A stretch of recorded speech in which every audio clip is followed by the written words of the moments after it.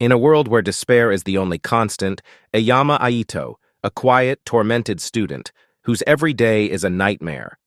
His life has become a daily ritual of pain, and his body has become a canvas for the violence inflicted by his ruthless bullies.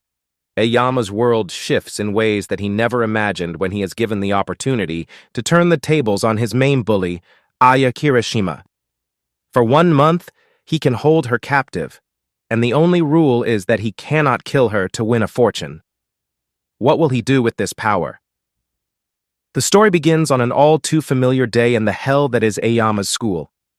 The cold, filthy water of the school bathroom swirls around his face as his bully shoves his head into the toilet. Nearby, a girl laughs loudly, mocking Eyama's suffering in the bathroom while complaining about the odor. This has been Eyama's life for years, a life of constant abuse and humiliation. Even as he pleads for mercy, the bully sneers, insisting that this is fun, and that Eyama secretly enjoys it. And then again his head is submerged, the water mingling with his blood. But the torment doesn't end there. The bully's rage continues, using a broom to beat Eyama mercilessly, while another girl watches sadistically. As the final act of cruelty, they kick him in the face, leaving him helpless on the dirty floor. Blood and toilet water mix beneath him as his bullies express a sick liking of his bruised appearance before deciding to leave due to the smell and bloody mess. As Eyama was suffering from pain and shame, they ordered him to clean up. In this moment of utter defeat, Eyama's mind spirals, thinking about how his situation is irrational. But somehow, despite the agony, Eyama forced himself to stand. He stares at his reflection in the mirror, the bruises and blood distorting his once normal face. In the mirror, he says that he should start carrying a towel to clean himself after these daily beatings. The sink water drips from his head onto his hand, and in that moment, he wishes for death, seeing himself as nothing more than weak, useless, and worthless. Returning to the classroom, Eyama notices it's already 6 p.m. The school is closing, yet something catches his eye. His desk, defaced with vicious threats and insults. This isn't the first time his desk has been vandalized, so he is numb to it.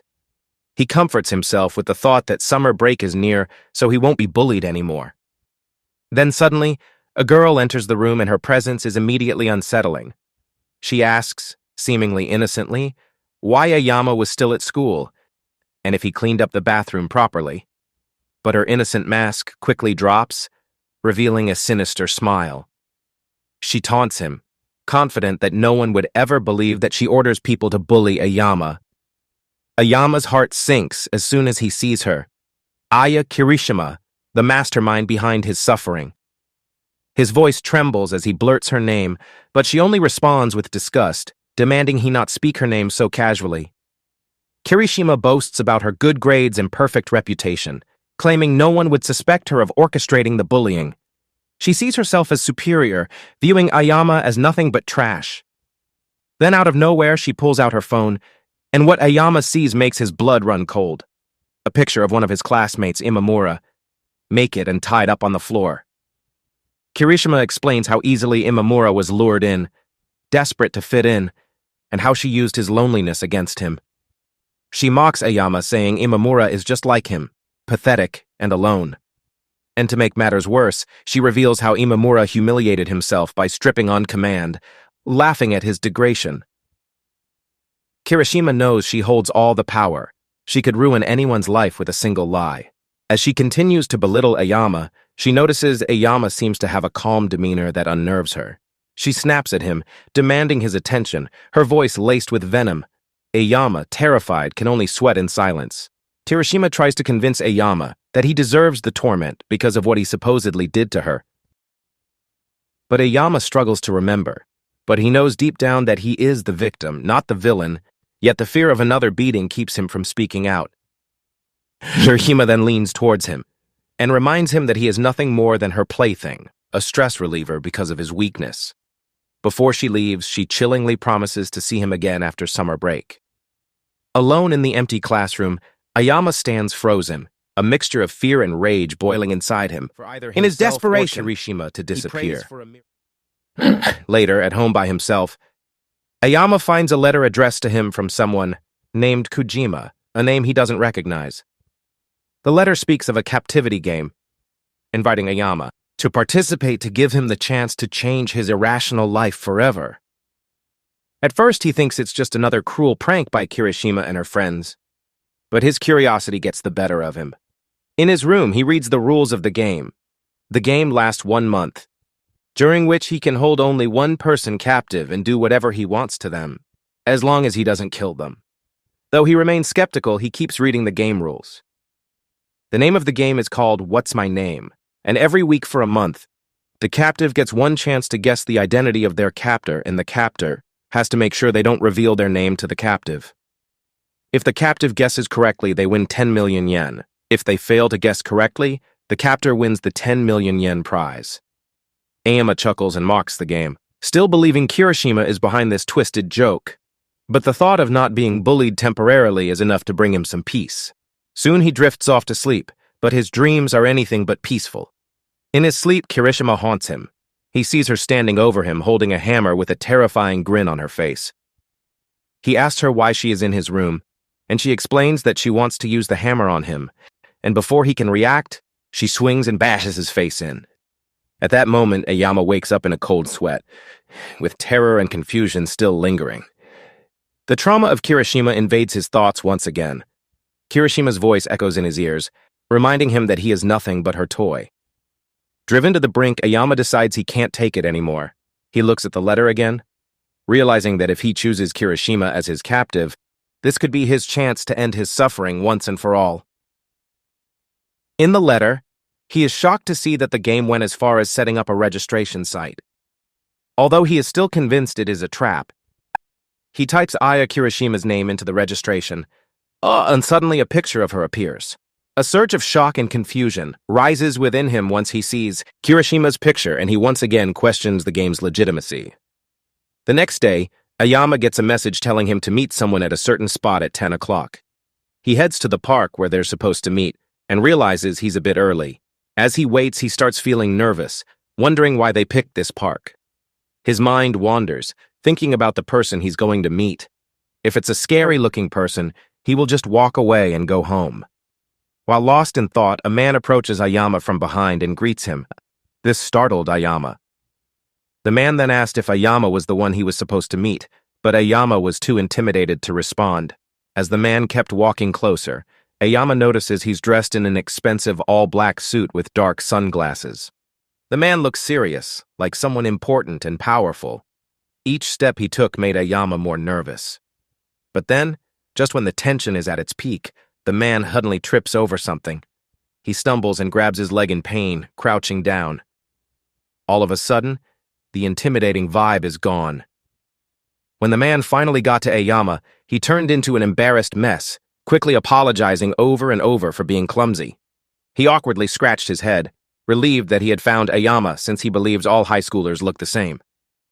As they headed toward the man's car, the man wondered if Eyama had read all the rules for the game. But before they could leave, Eyama wanted to know who the man was.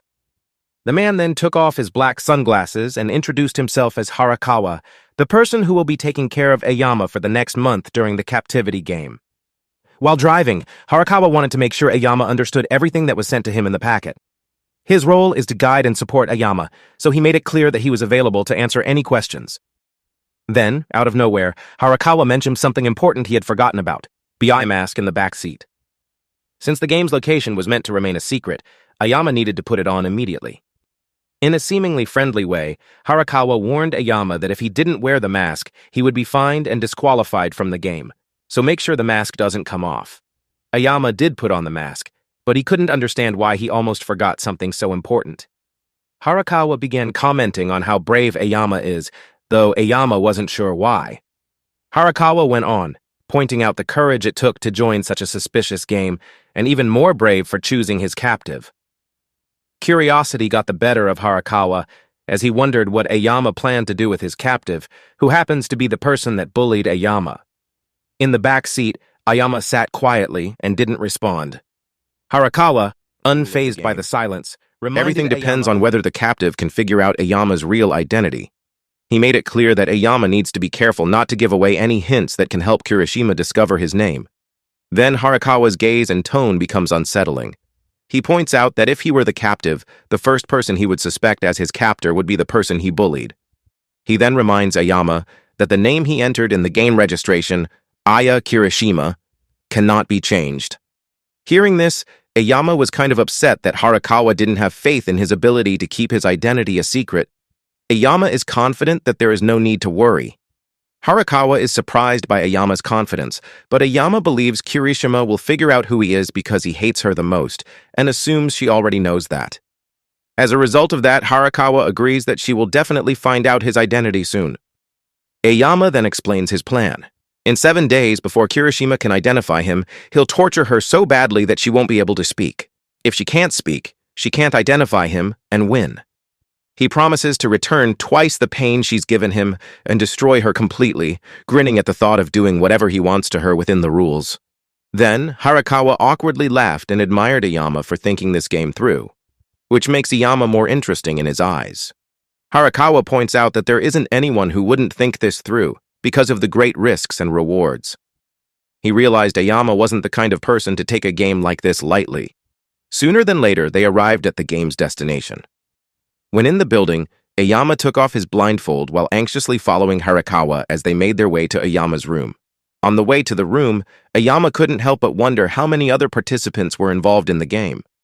Harakawa reveals that 6 invitations were sent out, and he is curious about how many will actually show up. Harakawa then brought up the option for Eyama to speak with the other participants if he wanted to.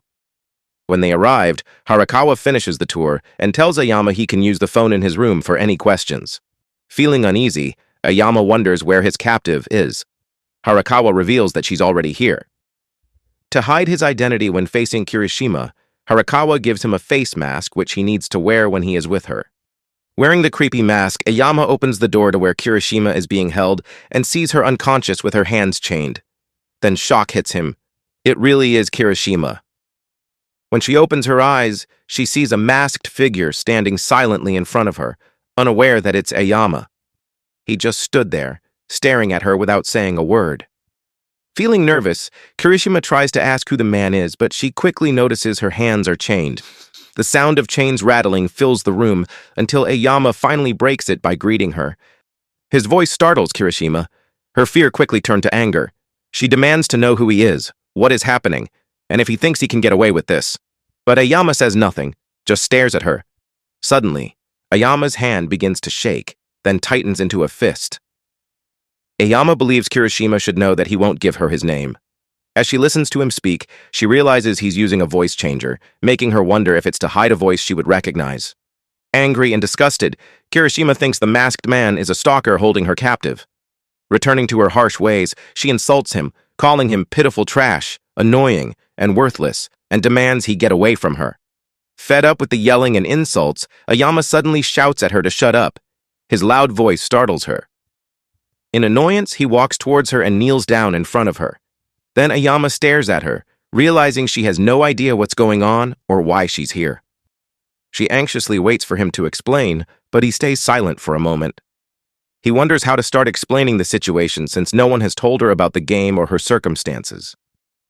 He then decides to leave her in the room alone for a moment, promising to be right back.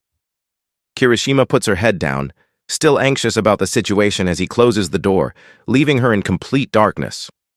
Once Eyama steps out of the room, he quickly pulls off his mask, seeming like he struggled to breathe while it was on. Sweat drips profusely from his face, soaking his clothes. Then, Harakawa comes back while smoking a cigarette, curious about what Eyama is doing. Eyama explains that she doesn't know about the game, and he's unsure if he should explain it. Harakawa chuckles and confirms they need to make sure she knows the rules. Harakawa then hands Eyama a tablet and pen, instructing him to give them to Kirishima. There is an app on the tablet that will explain the game and its rules. Nervously, Eyama examines them. Noticing Eyama's sweat, Harakawa wonders if, despite his earlier confidence, he's actually afraid of Kirishima. Eyama, with full confidence, believes that in the room, he is in charge. A small smirk forms as the idea of getting revenge on Kirishima runs through his mind. Back in the room, the masked Eyama shows Kirishima the tablet. A cheerful girl in a bunny costume with a cute animal appears on the screen to explain the game. The game will last 1 month, and Kirishima's goal is simple. She must figure out the name of the person holding her captive. She will have 4 chances to guess. The bunny girl explains that Kirishima can guess a name at the end of each week. If she guesses right, she'll be freed and get 10 million yen, making the bunny girl playfully jealous. In shock, Kirishima can barely react. The cute animal then adds that captives cannot stop their captor from doing anything to them, a rule that seems a bit cruel. The bunny girl then chimes in, reassuring Kirishima that there are ways to make her 1-month experience less harsh. If Kirishima pays money to the game, she can receive special treatments. At first, the payment will be deferred, meaning she won't be charged yet. But if Kirishima wins the game, her captor will have to pay for all the special treatments she used. The special treatment options include things like water, 1 meal, bath time for 30 minutes, bathroom for 10 minutes, a towel, and having her shackles removed for 10 minutes. Kirishima bites her lip in frustration, then her anger erupts. Furious at Eyama for toying with her, she finds it absurd that she has to pay for basic needs. She yells again, demanding to be freed. Eyama forcefully grips Kirishima's hair, making her wince in pain. He makes it clear that she can only leave if she figures out his identity. He believes she's too stupid to do that. In his painful grip, Kirishima tries to guess who's behind the mask. She soon feels confident that finding his name will be easy, assuming it must be one of them. Noticing her confidence, Eyama wonders who she suspects. Eyama loosens his grip, and Kirishima's mind races through many possible names, including Eyama's name. She quickly realizes she has too many enemies to narrow it down easily. Eyama, full of rage, grips her hair tightly again and forcefully throws her to the ground. His anger boils over as he questions how many people she has brutally bullied, given how quickly she can list potential captors. Disgusted, he makes it clear how terrible she truly is. He reminds her that she has just 1 week to guess, urging her to think carefully if she wants to avoid the horrors ahead. He then adds that the person behind the mask might not even be someone she's bullied. With so many enemies in mind, it feels impossible for Kirishima to figure out who it is. Eyama coldly reminds her that the specialized treatments are still available, but warns of the debt that comes with using them.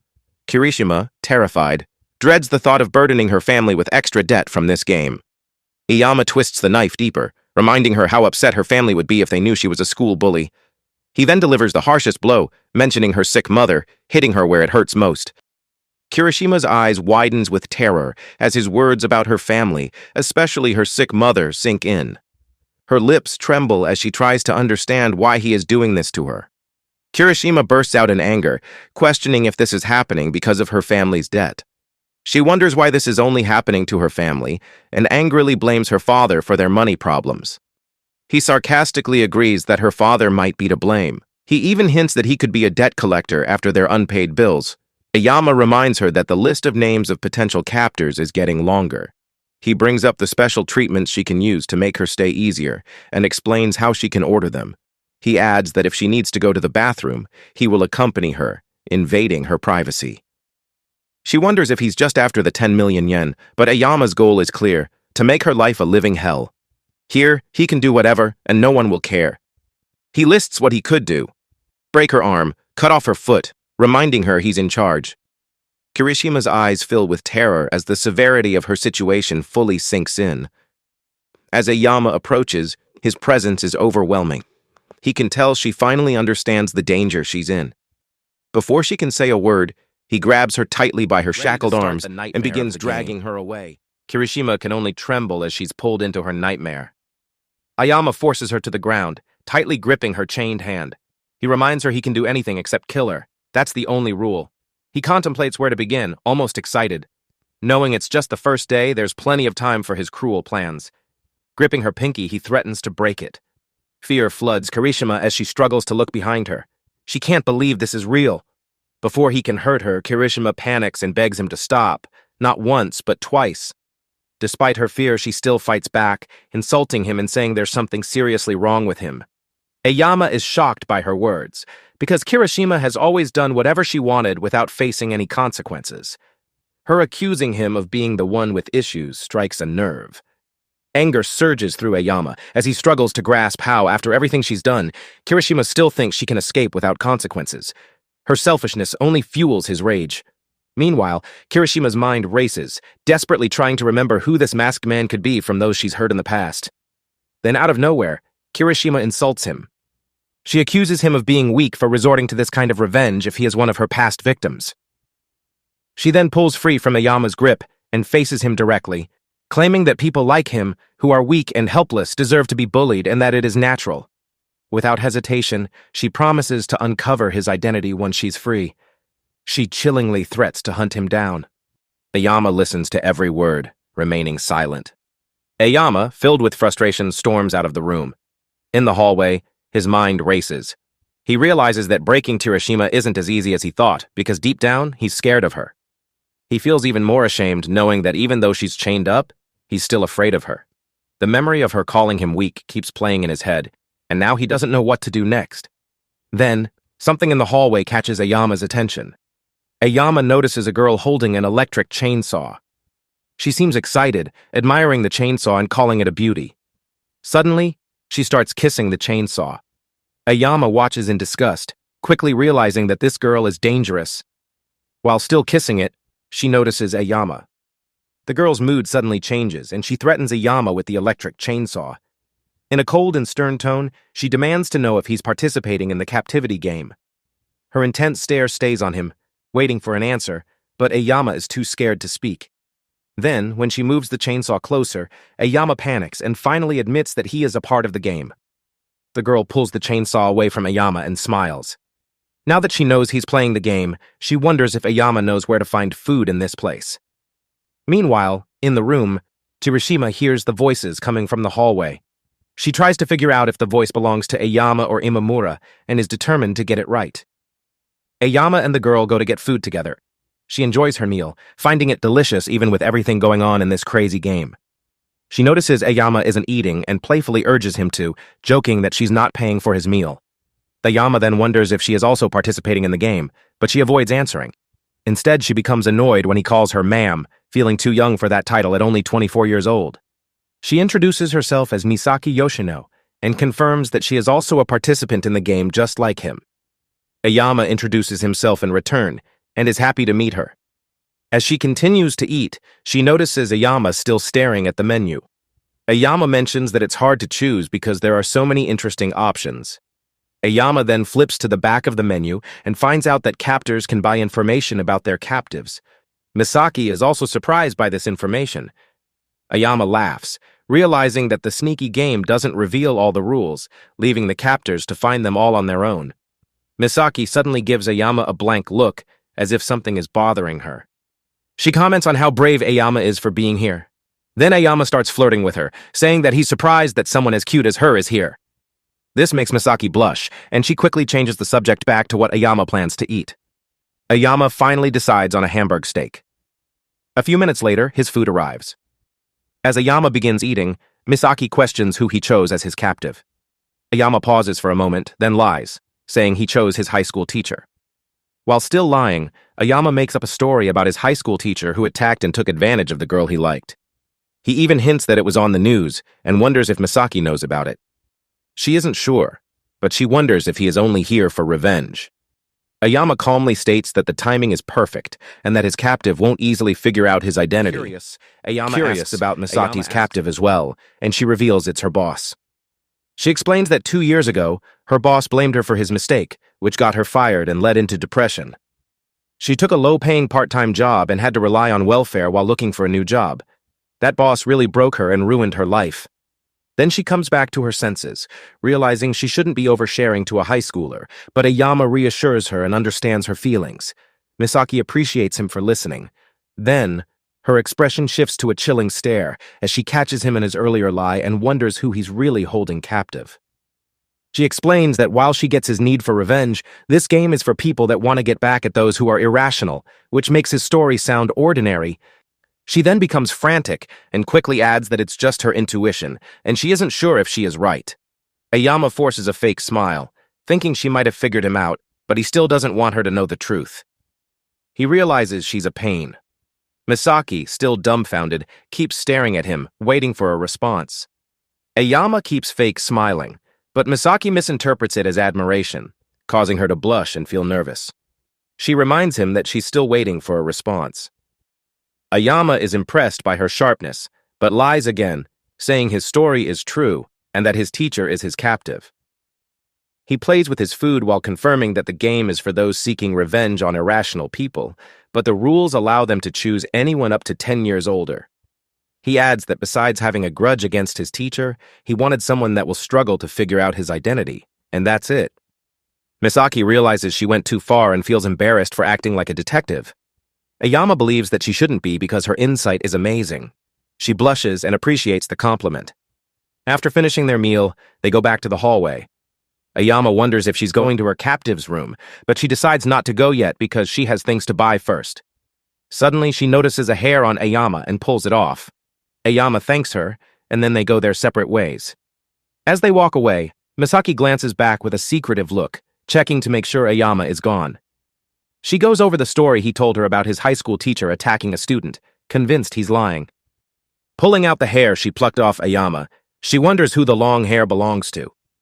Then she strangely giggles to herself and realizes that she can't let her guard down around Eyama. Back in his room, Eyama notices that Misaki seems to be enjoying herself, even though she's a participant like him. This makes him realize he needs to have thicker skin for this game.